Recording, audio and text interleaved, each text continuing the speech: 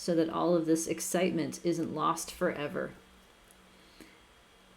And of course, as soon as I do that, I get the dreaded low system resources may affect my audio quality. Well, we will try and do the best we can with our low system resources. So where we were last time is talking about kinds of ANOVAs and a demonstration of how the conclusions that you would make about mean differences or change over the occasions would change based on what's in your model for the variance. So do you remember the 3 kinds of ANOVAs that we talked about briefly that we're going to see shortly? I'm watching the chat, or you can talk to me, your choice. Between person, univariate, repeated measures, and multivariate. Yes, between persons, which is an independent assumption. 2 kinds of repeated measures then that are univariate and multivariate. Yes, exactly right. And all 3 of the kinds of ANOVAs have in common the fact that they are going to be fitting what I call a saturated means model. So on page 2 of example B, that's where my mouse is here, I have a giant pink mouse so that everyone can see it, including myself, because I have a giant monitor here the size of a television. The idea of saturated means is that you are estimating as many fixed effects as you have distinct occasions, where occasion is treated as a discrete categorical variable. So if you designate occasion as a class variable in SAS, a bivariable in SPSS, a factor variable in R, or an IDOT variable in Stata, that's what I'm talking about. Behind the scenes, or under the hood, so to speak, it makes the dummy codes that differentiate each other occasion relative to a reference occasion. And I have it set it up here so that the reference occasion is 6. So this equation right here, which has the hat on it for the predicted response time, fortunately, is showing us that beta 0 then would be for time 6, and then each of these other betas gives the mean difference for that session relative to time 6. So you can get any mean at any occasion through linear combinations of the intercept plus each of the slopes. So that part is the same. Also, when people talk about ANOVA, they are typically referring to least squares as an estimation technique, whereas this is going to be residual maximum likelihood instead, or REML. The difference is in the flexibility. So least squares is a special case of REML that you can use when you have complete data and certain model assumptions such as independent ease or ease that have a particular form. REML allows us more choices than that. So this week we're stopping by what the choices are built in given ANOVA, and then starting maybe later today, maybe next week, we'll see how it goes, what some of the other choices are besides just these 2 versions of repeated measures. So I'm on, again, page 2 of example 3B. Any questions before we dive back into this? If you impute using REML, do you report that in an article, especially if you have used imputation for several missing values? So here's the thing. If you are talking about missing outcomes, then the use of maximum likelihood is asymptotically equivalent to the use of multiple imputation if you put the same variables in your analysis model using maximum likelihood as you put in the imputation model. So when you're using maximum likelihood, you're not actually imputing anything. You're not filling in the holes. If you have missing predictors, then that is when you would want to consider multiple imputation, because these models do delete any observations that are missing predictors. We haven't really talked about that yet, but we will eventually. So does that answer the question in the chat? Maybe? Any other questions? Yes, good.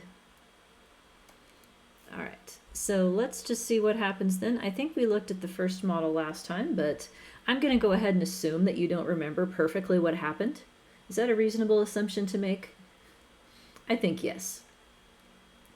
So we have in this model, session is the variable that is just 1 to 6, which occasion it was. So the story behind these data, real quick, 101 older adults completing a processing speed task measuring response time as the outcome, so the faster the better, across 6 sessions that occurred over a 2-week period. So we're looking at the effects of practice on this task independent of aging or any other developmental process. So session is the ID variable that I'm using for time at level 1. Keeps track of which is which. So in SAS, if I put session on the class statement, that asks SAS to do the dummy coding for us with relative to 6 as the reference. I put it in the model, and I also put it in this ls means statement that is going to generate predicted means for each occasion based on the model parameters, as well as generate all possible differences pairwise among those means. The same thing happens, oh wait, one more thing to highlight, the repeated line right here, type equals VC.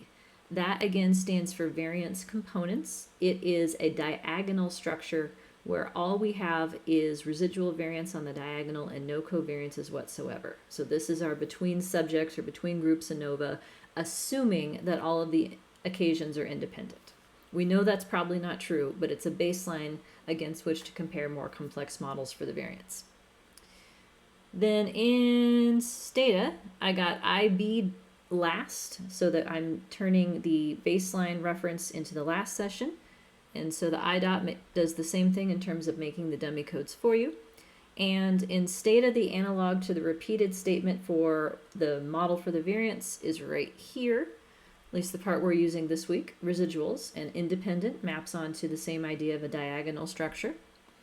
I have to ask it for an F-test for the omnibus main effect of session differences, and I have to ask it for the means per session as well as the pairwise mean differences in Stata.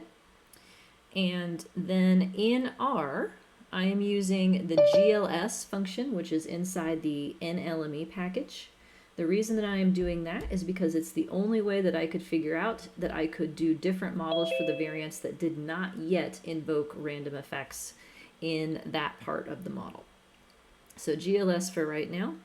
The model statement then describes that I'm using session 6, so I changed the reference to be the end as a factor variable within that, and then correlation equals null means no correlation whatsoever. The default is homogeneous variances across all subjects in all occasions. And then as before, I'm asking for it to print the results, to print the -2 log likelihood. So the version of model fit that R gives us in GLS is log likelihood. I have to multiply it by -2 to be able to do anything with it.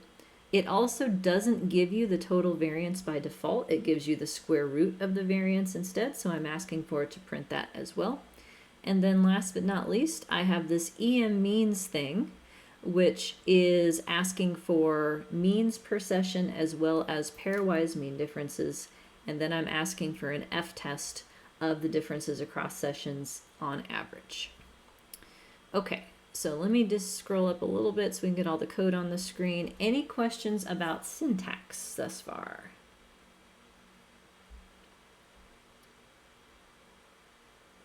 All right, I will take that as a no and scroll on down. Let me see if I can squish this. There we go. So I think we looked at the output for this model last time, but very briefly, what I want to call your attention to is a couple things here. First off, this matrix that only has stuff on the diagonal. This is our what's known as an R matrix, meaning it holds the variances and covariances over time, where each spot is a variance or a covariance across people. So the first row is occasion 1, the second row is occasion 2, and so forth. And the holes in this matrix are illustrating the fact that we are assuming at this point that there are no covariances over time, that we just have independent observations all the way. We know that's probably not right, but that's what the model at this point says. So all of the residual variability around those occasion-specific means is in one pile. No demarcation of level 2 versus level 1 yet. One consequence of that then is that if we look at the session mean differences, they all have the same standard error because this model assumes that variability left over is constant over time. Likewise, if I were to compute the session-specific means, and I have the combination that's required to compute them over here in red, those are all tested, or they would all have the same standard error as well. So this model assumes constant variance over time, does not allow any covariance of the residuals from the same person. Okay, so we know that's probably not right. Let's see what we can do a little bit better. Here is the first of the two repeated measures ANOVAs on page 4, and I've got a question. Can you tell me why we have a lot of sessions here? Well, I can tell you why we have 6 sessions is because that was what the researchers chose as enough to be able to examine the effect of practice and enough to be able to see it sort of level off as, you know, the rate of improvement slows down. In this table right here, what these are is differences among the means, and so this is every possible pairwise difference across the 6 sessions. That's why there's so many of them here. So all of those off-diagonal elements, essentially, it's that number of mean differences. Okay, does that help? Okay, cool. All right, moving right along then.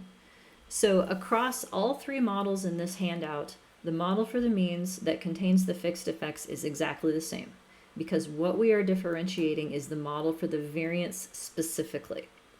So the only thing that changes of consequence here is 2 letters in SAS.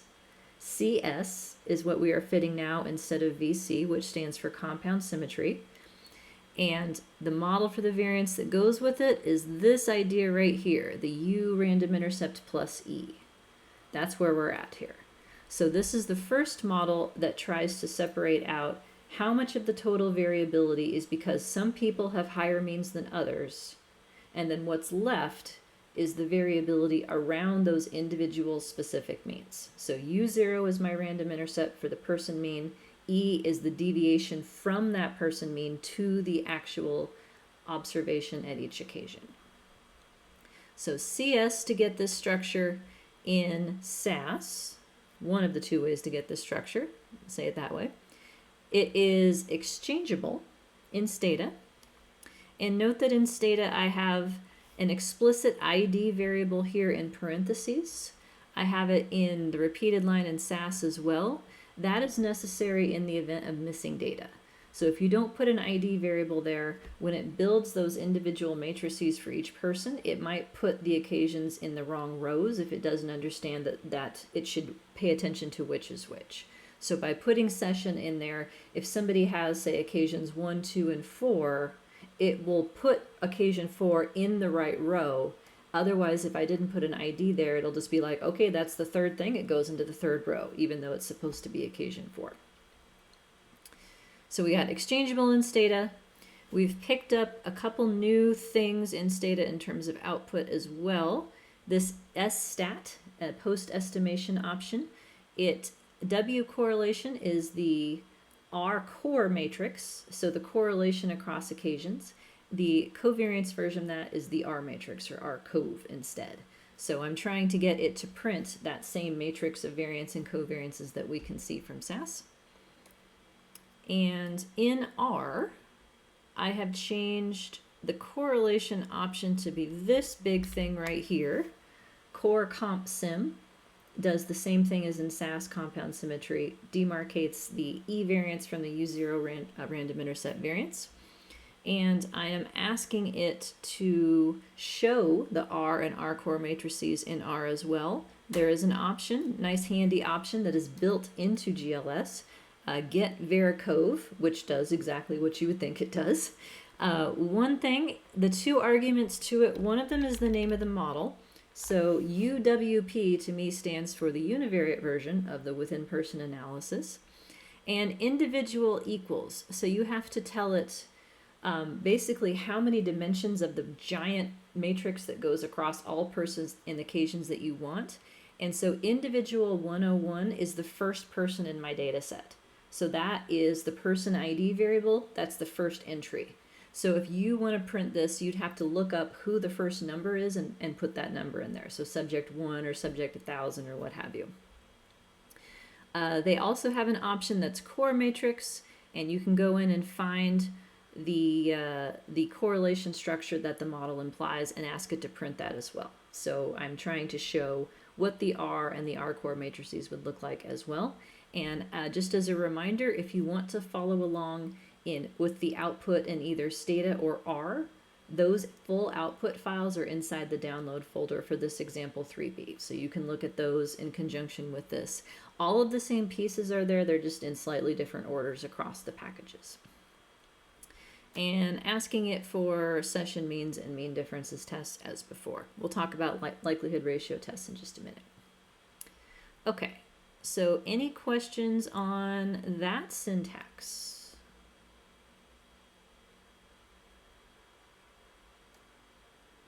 Lisa, Yes, sir.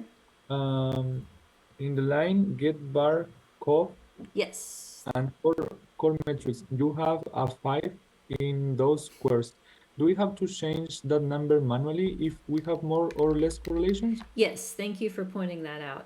That's the dimensions I wanted it to print to, and the only way I would have gotten that right is trial and error. Because my first thought would have been 6, but that didn't work. So I put 5 down and that worked. So yes, if things don't print correctly, I would try to mess with such options. And so I'm trying to point out the things that I learned the hard way, such as individual equals 101, but this was another one. So thank you for raising that point. R involves a lot of trial and error, I have seen. I think that's a fair statement about most software packages, but R is especially that way. But darn, doesn't it feel good when you finally get it to run. It feels victorious, doesn't it? Builds your self-efficacy and all that. Anywho, all right, so here's our result. So right off the bat, we have an R matrix that doesn't have a bunch of holes in it, because what we are saying about the pattern of variance and covariance that is implied by this model is quite different. So this isn't the real data. This is the pattern that the model is putting on the data. So I use the word recreate because the word predict is not quite right in this. The U and the E, their job is to try to recreate the pattern of variance and covariance over time. And so this is the particular pattern we have said we want to have compound symmetry. So there's only 2 parameters that create this entire matrix. One is the variance of the U0 random intercepts. The other is the variance of the level 1E residuals. So the diagonal is equal over time. So you can see the same number all the way across the diagonal. That diagonal is the sum of the 2. So it's the total variance at each occasion is part because of level 2 random intercept person mean differences. And that number specifically is on the off diagonal. So this 202,677, that is the variance across people in the person means. That's my level 2 random intercept variance. It's a really, really big number because the outcome that we're working with is response time in milliseconds. So that's why it looks kind of crazy. So 202,677 plus, and you can see the other number down here in blue, the 34,000 and some change. The 34,000 is the level 1E residual variance, the deviations around the person means. So if you add those together, 202,677 plus 34,136, that's where the diagonal comes from. It's the sum of the 2. Now, I can't do the math in my head for what the proportion is that's due to random intercept variance, but I don't have to. Do you see any numbers on my screen that look like it might tell me the proportion of the total variance that's due to level 2 random intercepts?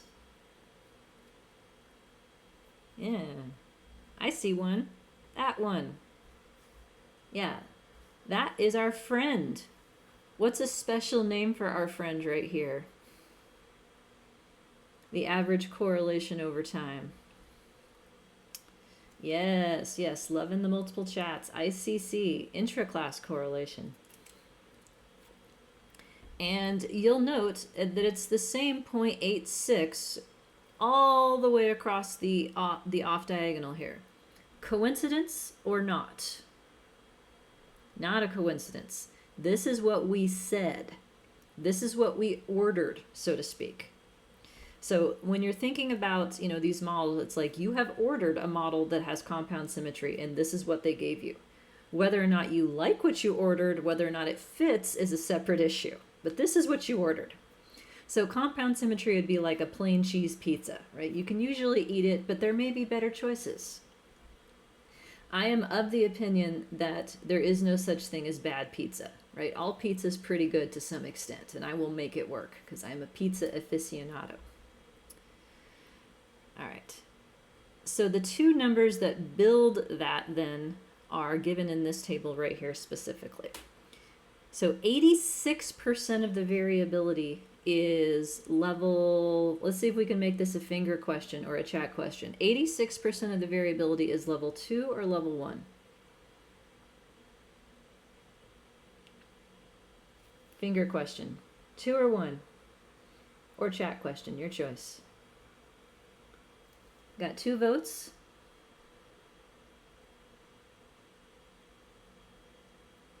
Lot of abstainers. It is indeed level 2. Yes.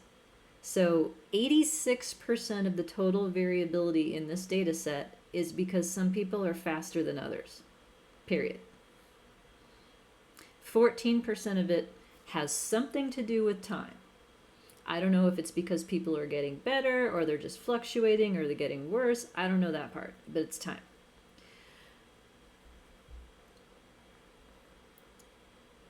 Now, on average, I know that people are getting better because we have the same means that we looked at to begin with.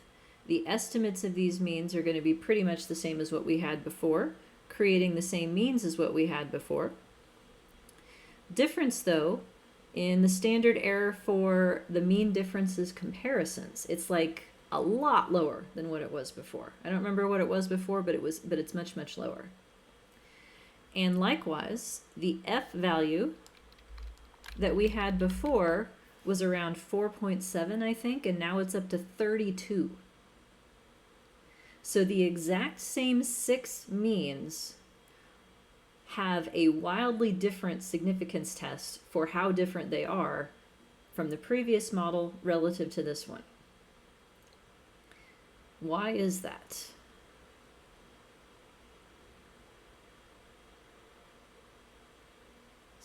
So mean differences have a much lower standard error. The F value for how different they are, much higher.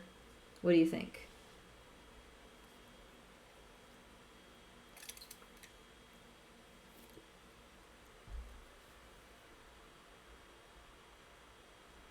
Anyone feeling brave?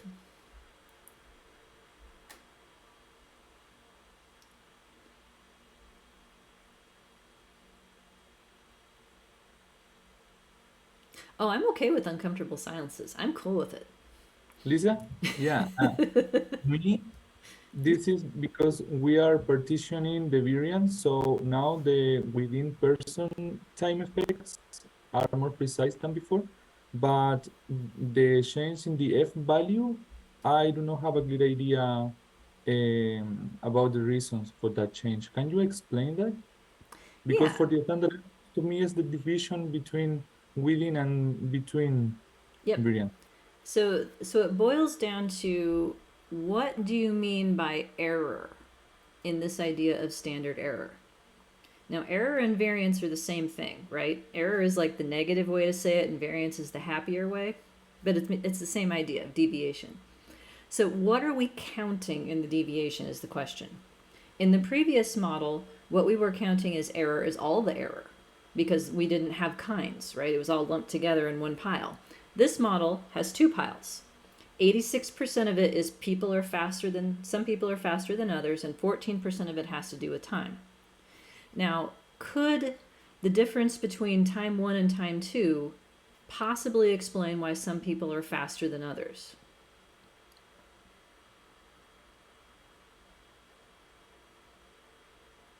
It can't. No.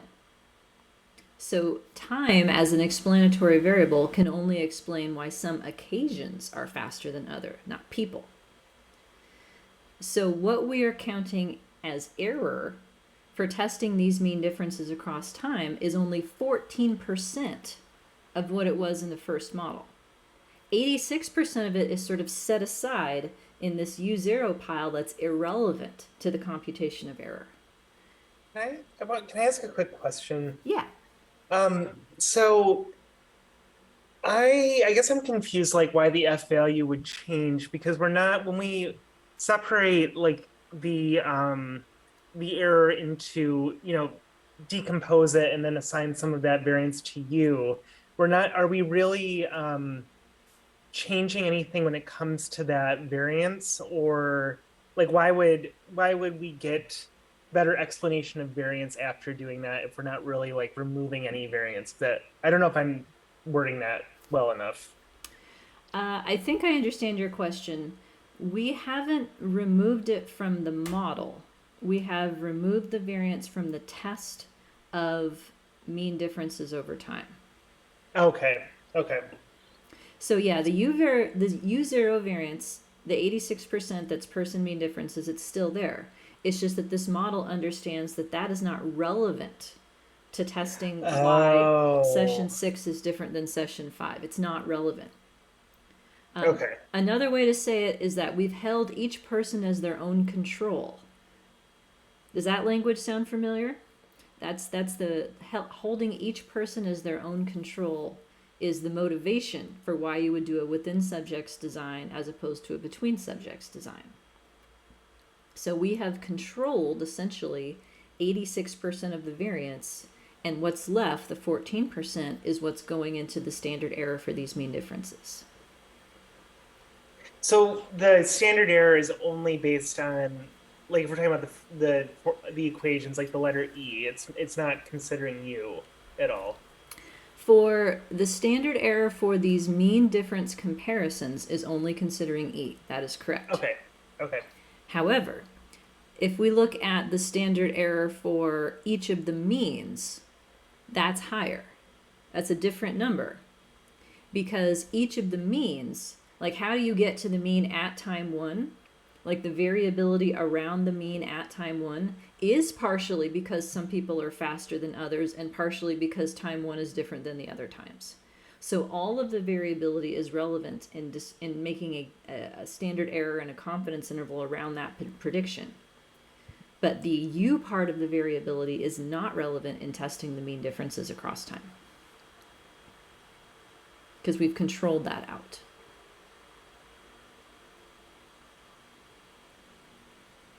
Okay, how we doing? Thumbs up, sideways, or down? Those of you not on camera, feel free to use the poop emoji for thumbs down, and anything else you can come up with for thumbs sideways. I don't have a good one for that, but or as my son calls it, moji poop.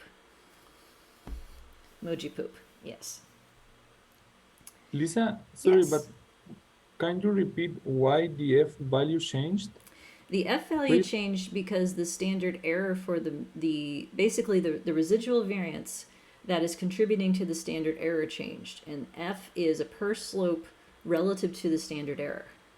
So if you think about what each of these T's comes from, right?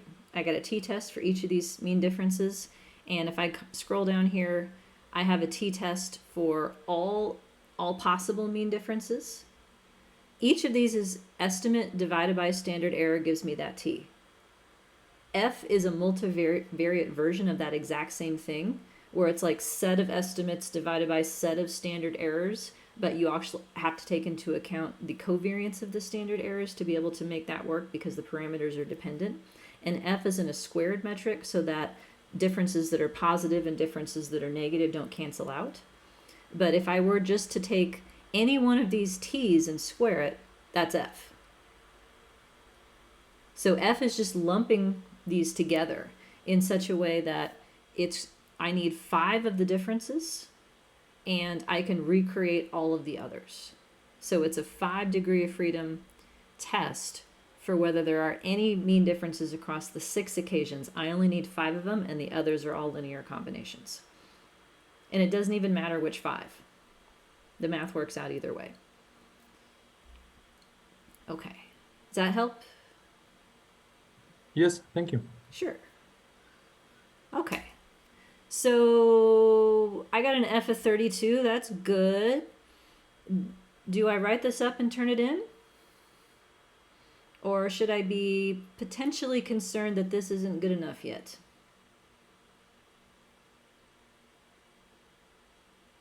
What do you think? I'm guessing we should be concerned. Well, since we're only halfway through the handout, yeah, that's a good indicator that we're not done yet. But yeah, so let me go back up to this pattern. So this is my model for the variance right here. Compound symmetry means equal variance, equal covariance. What does this model assume about individual differences and change? Does it assume that everyone's changing at the same rate over time? Yep. Yeah, and it's not linear. It's whatever, if I were to make the means, make a picture of it, it's whatever sort of, jagged function these means create, right? They're going down, but not linearly or something. But it's parallel. The assumption of a random intercept is that people differ only in their means, such that it's parallel growth curves. Now, how likely do you think that is? Not very likely. Is there anything that would have tipped me off to begin with that this is probably not very likely? The estimates are all different. Yeah, the Well, very, the- very the first thing that we looked at, descriptive statistics. So here's the standard deviation for each of my occasions. It decreases. Yeah. So all I gotta do is look at the data. And like, this is probably not gonna work. So let me give you then the other choice that you have. So rather than saying that the variability is constant over time, and rather than saying that the covariability or correlation is constant over time, what's my last option? Multivariate. Yeah, MANOVA, multivariate.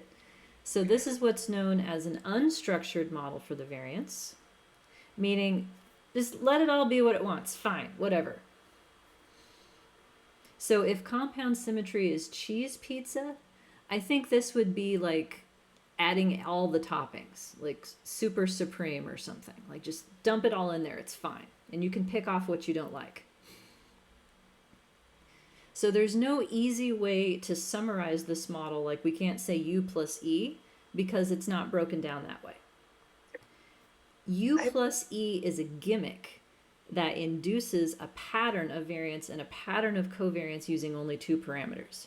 We are swapping those out to just let the variances be whatever they want from the data, let the covariances be whatever they want, and estimate it that way. So the difference then, again, boils down to like two letters.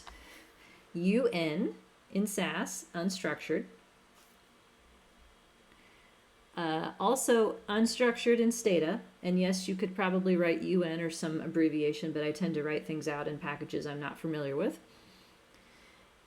And in R, and no, I did not come up with this by myself. The Google helped me figure it out, and probably Jonathan too.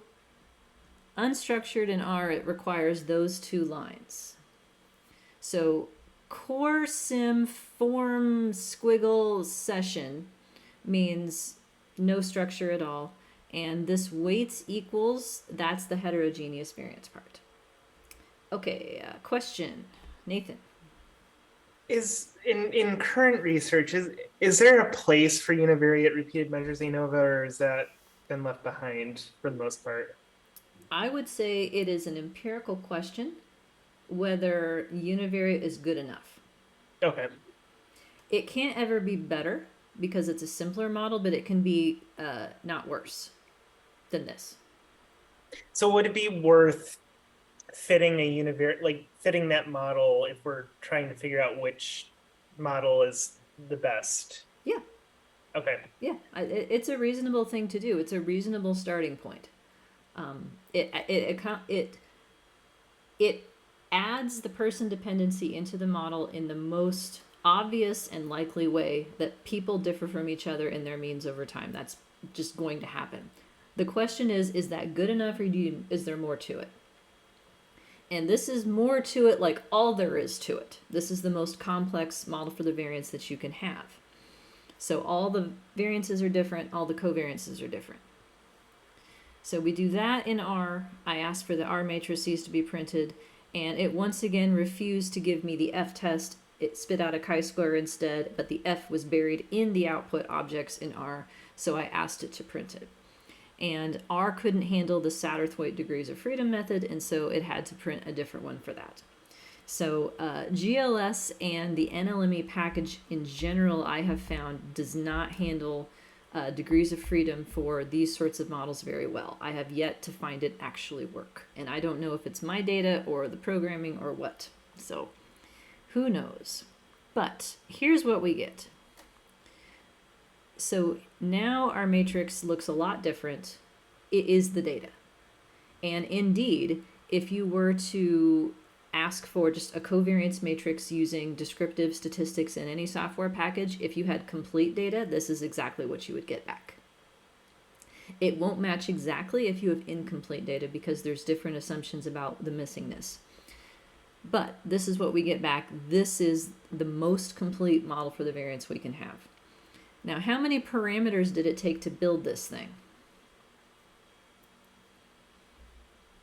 A lot is the answer, or I'll just scroll up and tell you it's 21. Now, how many were in our last model for the variance?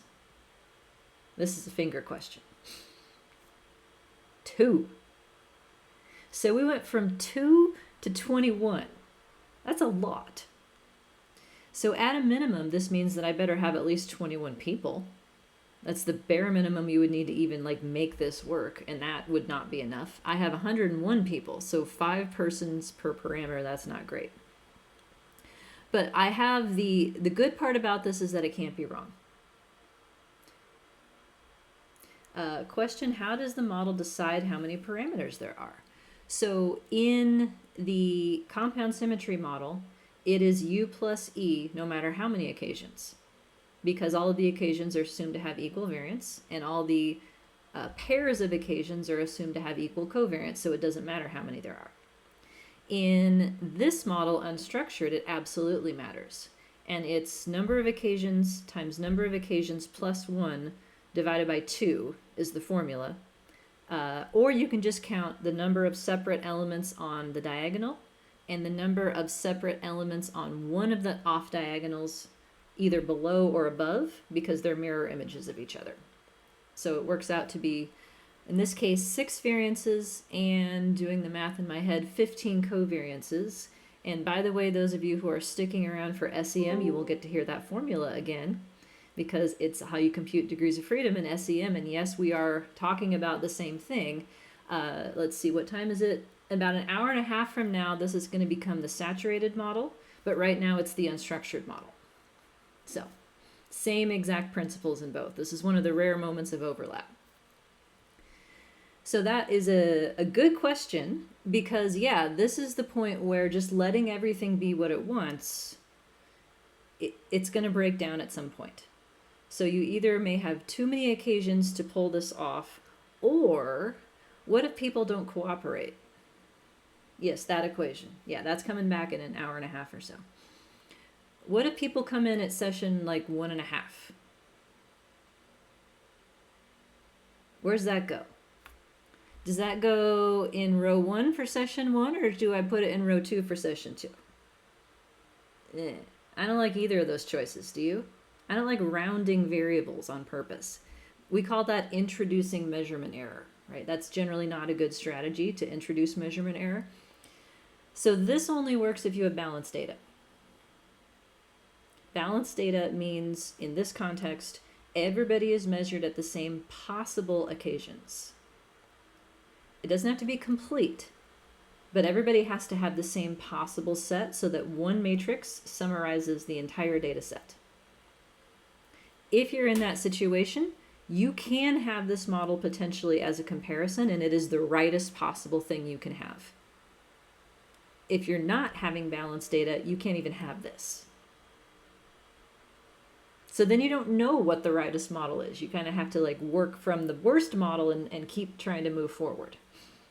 So in the book, I call this the answer key model because with respect to both the mean side and the variance side, this is as many things as we can have. I got 6 means for my 6 occasions. I got 6 variances. I got 15 covariances. That's everything. My job from this point would be to try and find a model that does as good a job, that basically recreates all of this, but doesn't take 27 total parameters to do it. So a savings. So if we look at the pattern here, it looks like the variances are going down across time. That's exactly what we saw in the observed data. And it also looks like the correlations differ a little bit over time as well. They're pretty high, like it's 0.9, 0.92. The lowest one I see is, what, 7.5? But they do differ.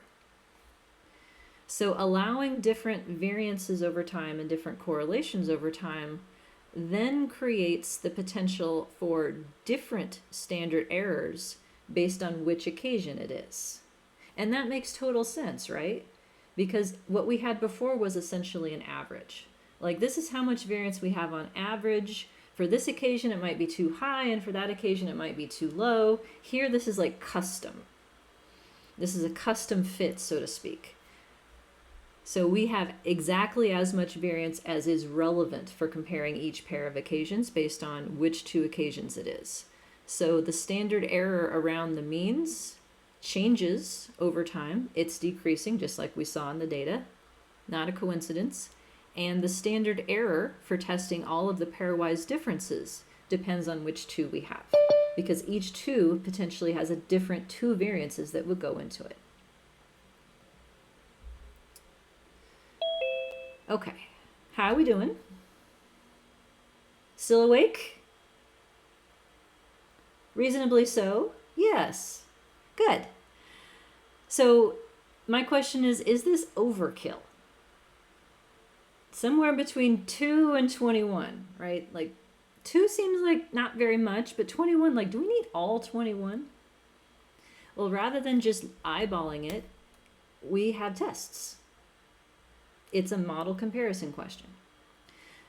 So I have sort of skipped those parts of the code up to this point because we hadn't talked about it formally. Now is the part where we get to talk about it formally, the end of chapter 3 in the textbook, as well as the end of lecture 3. So, any questions about these results before we switch to that topic?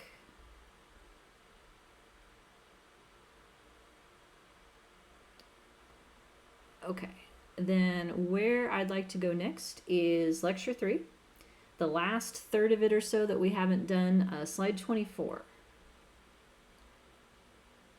Comparing models for the variance. There we go. For those of you who have seen likelihood ratio tests before, this is that, but with a couple wrinkles, because the rules for how you use those tests differ if you are using residual maximum likelihood than if you are using regular flavor maximum likelihood. And because the rules differ, the way that I am going to teach you to do model comparisons in this class and in life is designed to have you have the least chance of screwing it up. That's my objective. So my rationale in this class is basically the following. Any comparison that involves a question about what belongs in the model for the variance, that's a likelihood ratio test, period. You keep the means models the same for the 2 models to be compared. That way, the only possible reason that one fits better is the model for the variance that you're interested in. That's a likelihood ratio test. Any questions that we have about fixed effects, which predictors should be included individually or as sets, all of those are going to be handled by Wald tests. We're going to ask for T's for individual parameters and F's for sets of parameters. And those rules hold regardless of whether you're in EML or REML. So for those of you who haven't seen this before, welcome to likelihood ratio tests. So the question we have to answer then is, does one model fit relatively better than another as a general principle? And this holds in structural equation models, factor analysis, generalized linear models, multi-level models, like everything. Everything past regression pretty much uses this as a way of assessing relative model fit. So relative fit for one model is indexed by something called log likelihood. And yes, I have a section on estimation coming, but I'm going to give you the Cliff Notes version of that. Are Cliff Notes still a thing, by the way? Cliff Notes are like if you have a really, really long novel, someone writes a synopsis of it that's much, much shorter, and they're called the Cliff Notes. And students will buy these and read those instead and pretend like they read the whole novel. Back when I was in high school, I had to take a class, British literature, that covered Shakespeare. And I am like such a literal person that I could not handle it. I could not understand what the hell was going on in any of the Shakespeare stories or plays. I bought the Cliff Notes, and then I could try to figure out what had happened. No way had I gotten that out of Shakespeare. So there is a place for Cliff Notes. I'm starting with Cliff Notes for now. So the idea of log likelihood is height. Given a certain distribution, you can calculate how high a data point is using the parameters from your model. So if I think my random intercept variance is 10 and I think my residual variance is 5, then I can figure out all my fixed effects, and given those parameters, how tall is my data point if I assume my outcome is normally distributed, for instance. So given a distribution gives you a formula for height. In this case, because we are analyzing multiple outcomes from the same person, the formula for height is multidimensional. It's the combined height of all of their outcomes at the same time, but it's height. And the way that parameters are found, like how the program decides which is the best or the most likely, is the ones that make everybody's data together the tallest.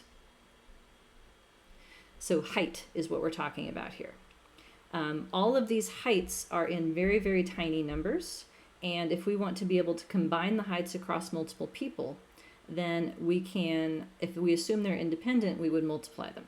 So in the same way that, like, if I had 2 coin flips, what's the probability that they're both heads? If each one is independent, then it's 1/2 times 1/2, and then you get your 1/4. It's the same idea here, where height is like probability for a continuous outcome.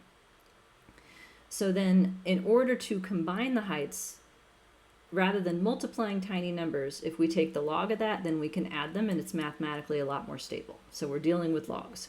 But either way, log likelihood is height, taller wins. So it comes up with the parameters that make everybody's data together the tallest, and that summary of height gets spit out by your program, potentially as log likelihood. It comes in 2 flavors. There is a maximum likelihood ML version, or restricted or residual maximum likelihood, which is REML. Looking for the translator, it sometimes think Rambo or Remo or Remol. Remol? Is it getting it right yet? No? Come on, Zoom. I've been saying REML at you for like 3 years. Don't you have some machine learning you can do? No? It's REML. Anyway, REML. The formulas for these things are different. ML maximizes the height of both the model for the means and the model for the variance. REML only focuses on the model for the variance, so it works on the residuals specifically. And, oh, come back.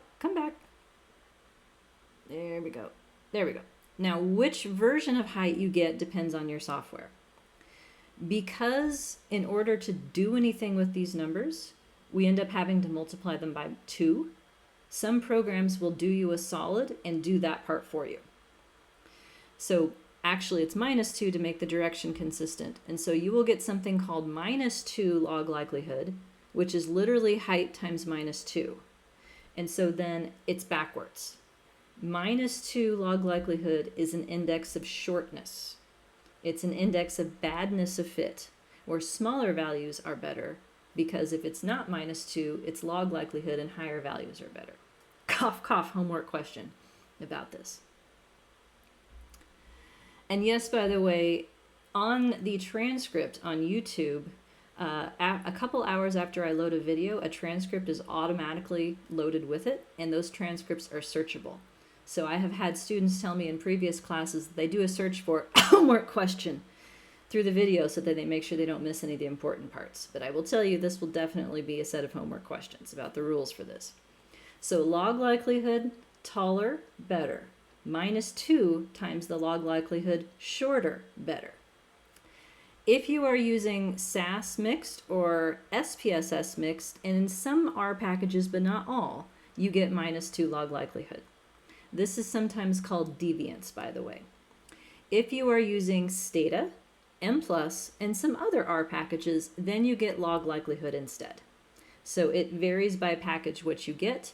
In most cases, if you only get log likelihood, I have written code for you that makes it compute the -2 version and spit it out as part of your output. So you don't have to get your calculator out to do that.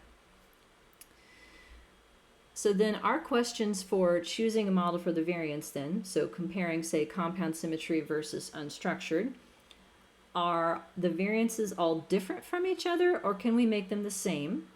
And are the covariances all different from each other, or can we make them the same? Those are the only two choices on the table right now. But to choose between them, we can do a nested model comparison using what's known as likelihood ratio test. Now, where this term comes from, if you don't take the log, it is the likelihood of one model divided by the likelihood of an alternative model.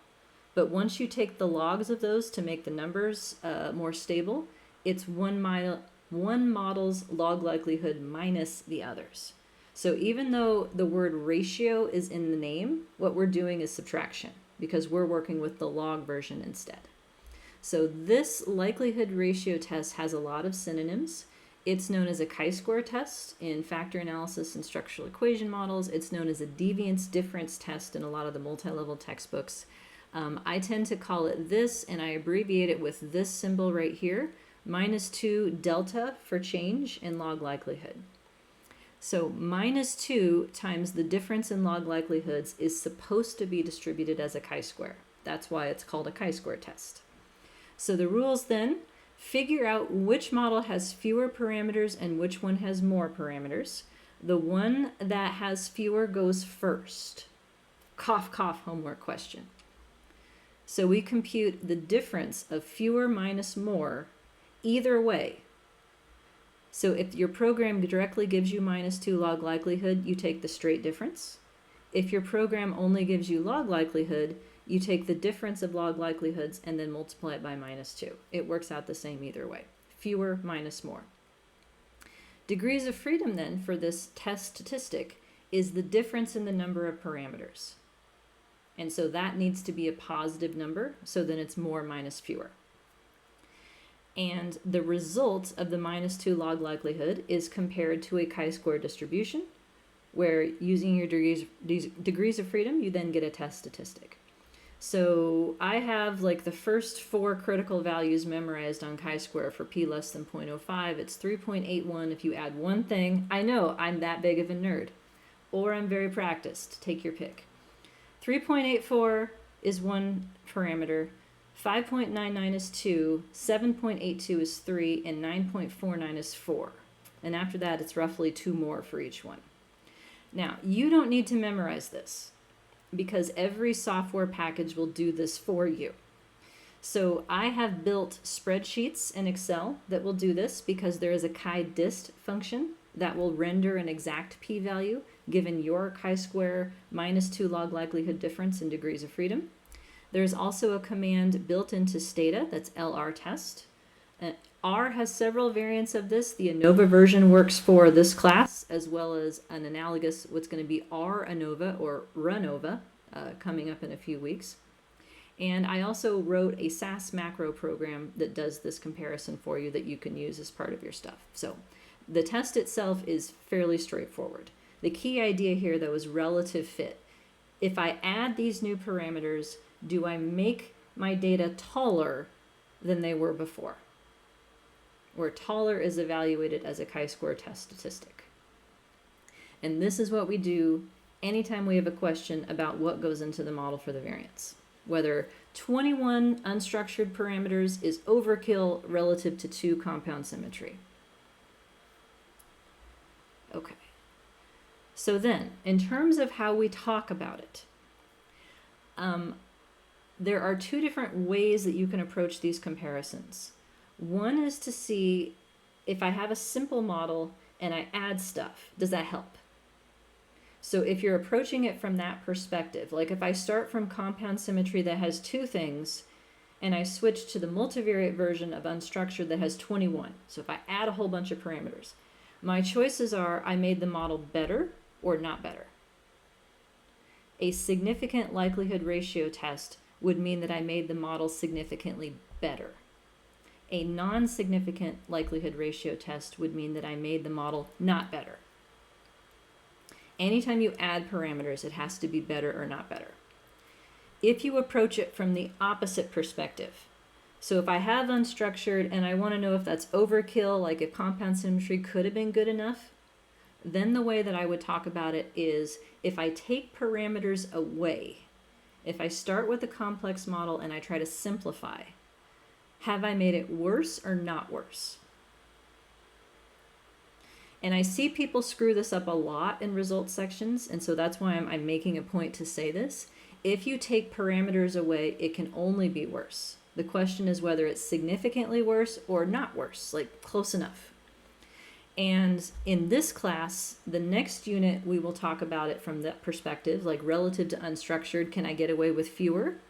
And also in SEM, the likelihood ratio test for the model is this way.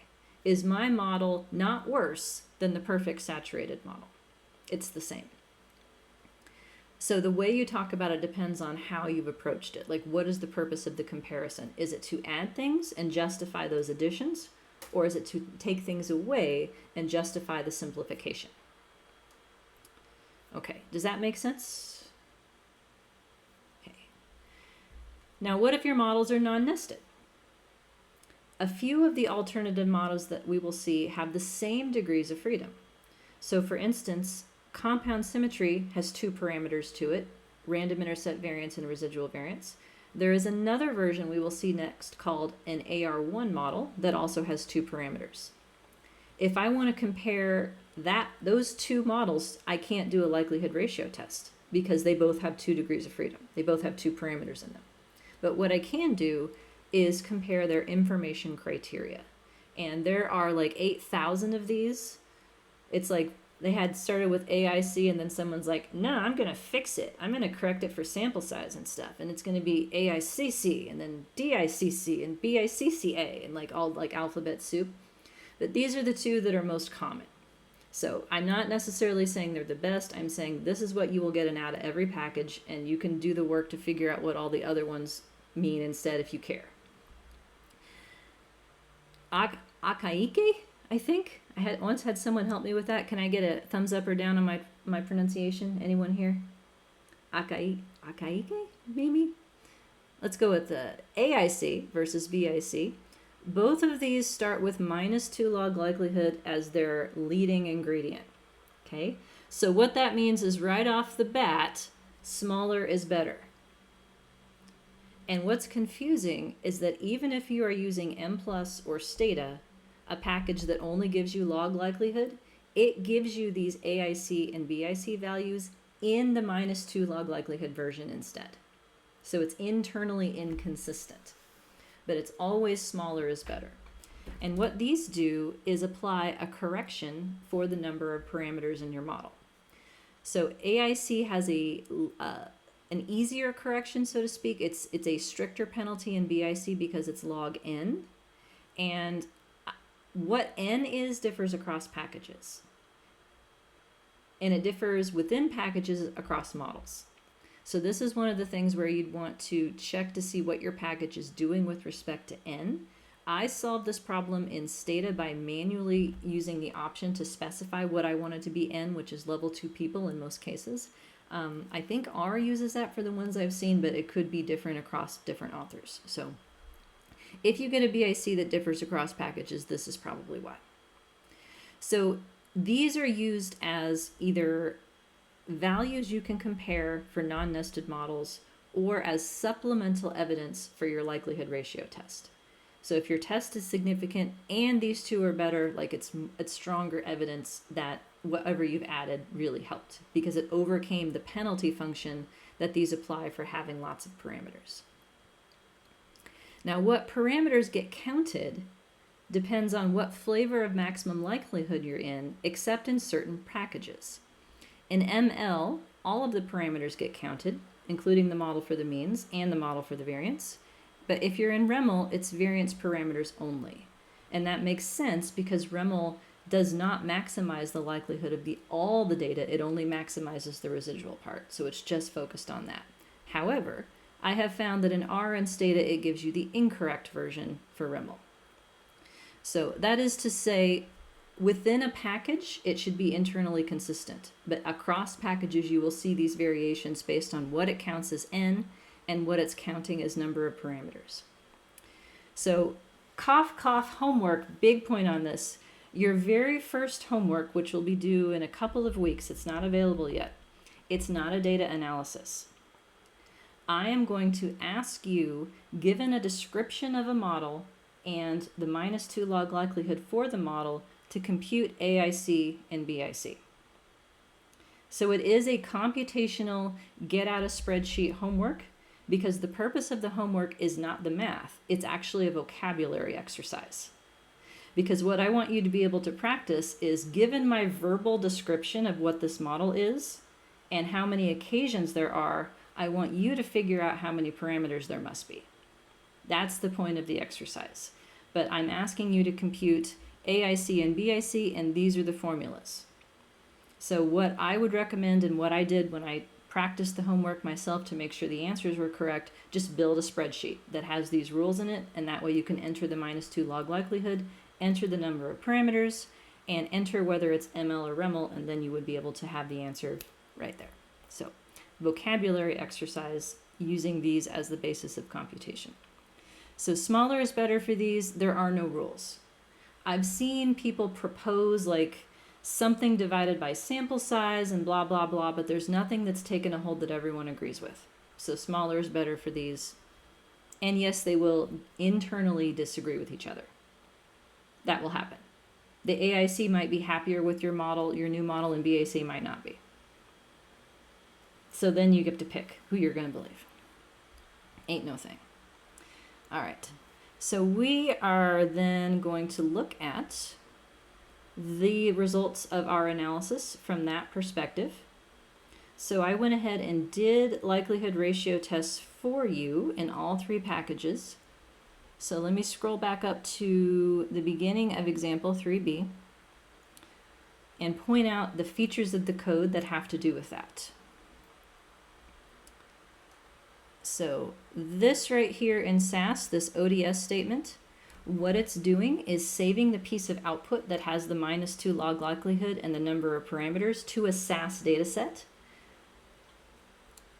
In Stata, I have done the same thing internally with this estimate store command. It's saving all of the results of the model, and I've named the objects that being saved fit BP for between person. And in R, it's already being saved, so I don't have to do anything special to that. So in SAS, this is the table that is being stored as a data set so that I can do math on it. Scrolling down. So I then saved the next models table. And in SAS, I have a program that takes as input the 2 sets of saved tables. So what I did is write a routine that takes the 2 tables, stacks them on top of each other, finds the difference in their -2 log likelihoods, and does a chi-square test on that difference. That same process is done for you in Stata by storing the estimates from the alternative model and then using LR test. And in Stata, the model that has more parameters has to be listed first. So it's more and then fewer. So I've written it in the same way in the SAS macro for the same, to keep it consistent. Likewise, in R, I have ANOVA, which, by the way, who decided this? Because I want to take that person and hurt them. Because I have ANOVA here as my F-test for mean differences, and then I have ANOVA here, which is a likelihood ratio test that has nothing to do with ANOVA. Why? Why? I don't know why. but it also wants the parameters that it's taking as objects here in order of more and fewer. So then the results of the test show up in SAS actually by default. So that's what this box is in SAS. This box is only useful for certain circumstances, and this is one of them. What it's doing is comparing the between-person model to the univariate repeated measures and asking if the random intercept variance helped. And so the chi-square here is 802 on 1 degree of freedom. So that's a wee bit more than the 3.84 cutoff. So yes, it definitely helped. Another way of saying it is this correlation of 0.86, is that greater than 0? Yes, decidedly yes, with the chi-square of 800.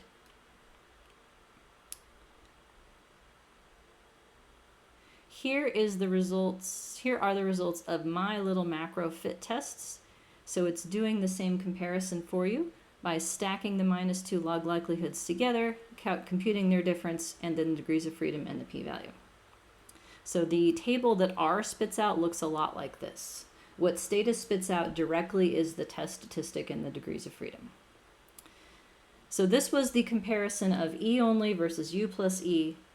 Now we'll do the one that we are potentially more interested in. Is 2 parameters compound symmetry good enough, or do we need all 21? So same process, save the results of the model with 21 parameters, compare the results. So here's my call to the likelihood ratio test in SAS. Here's my Stata code for LR test. And then here's my ANOVA code, now comparing the 2 parameters versus the 21.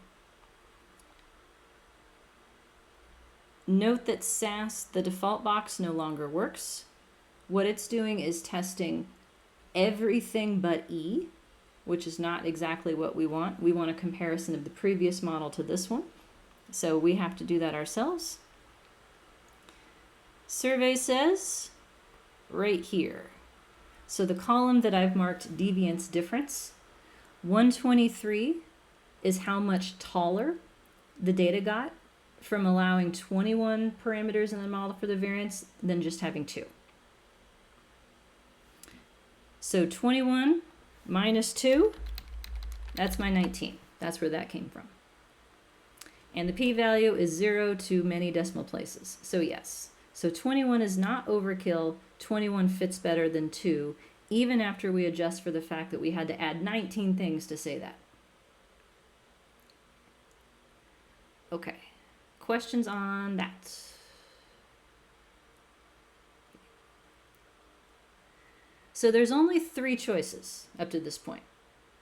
No correlation, constant correlation, or meh correlation, meaning let it be whatever it wants. That's dissatisfying, right? You don't have a pizza menu that says no cheese, cheese only, or everything in the store as your choices. What if you want pineapple? Pineapple, chicken, and mushrooms, for instance. That would be my preferred pizza. And yes, pineapple is my default topping. Well, could you do that? Certainly. I can call up, and as long as the shop has pineapple, I can get that. Now, can I do that with sums of squares land? No. So the use of residual maximum likelihood means that we can do the ANOVA models as benchmarks for comparison, but where we're headed is trying to find something in the middle. Something that is fewer parameters than 21, probably more than 2, but that does as good a job as the 21. And we can use our friend likelihood ratio test to compare relative improvements. Like, let's try this. Did that help? Okay, good. Let's try that. Did that help? Okay, good. And we know if we're headed in the right direction. Okay, 142. Questions or comments?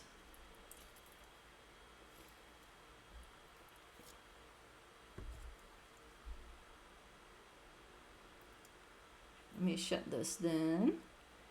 The rest of, let me see here. Let me find it. There we go. There's my window. The rest of this is saying the same thing in like 6 different ways because people learn differently. let me give you the take home, the punchline. If you are in REML, you cannot do likelihood ratio tests if your models for the means differ. The end. So if I have a model that has 6 predictors and I want to compare it to a model that has 7 predictors, no dice. No likelihood ratio test for that in REML. The reason is because REML only focuses on the model for the variance. It disregards the model for the means. And so the heights are going to be on different scales because they're based on maximizing different sets of residuals. So the only way that you can screw this up is to use REML and do a likelihood ratio test on a model with different fixed effects. Anything else is okay. If you're in ML, you can do likelihood ratio tests on any part of the model you want to. So what we will do in this class is likelihood ratio tests holding the fixed effects constant to test the variance part, or we will ask for T's and F's to get the tests of the fixed effects and whether they help. We won't use likelihood ratio tests for that. Then we won't screw it up.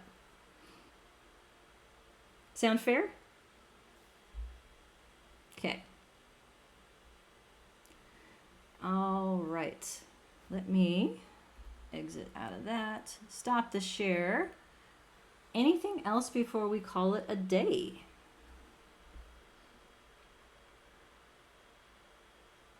Okay, well then it is 1:45. Thank you for being here. Hope to see everyone again next week. Have good weekends. Let me know if you need anything. Office hours are at 3:30 today.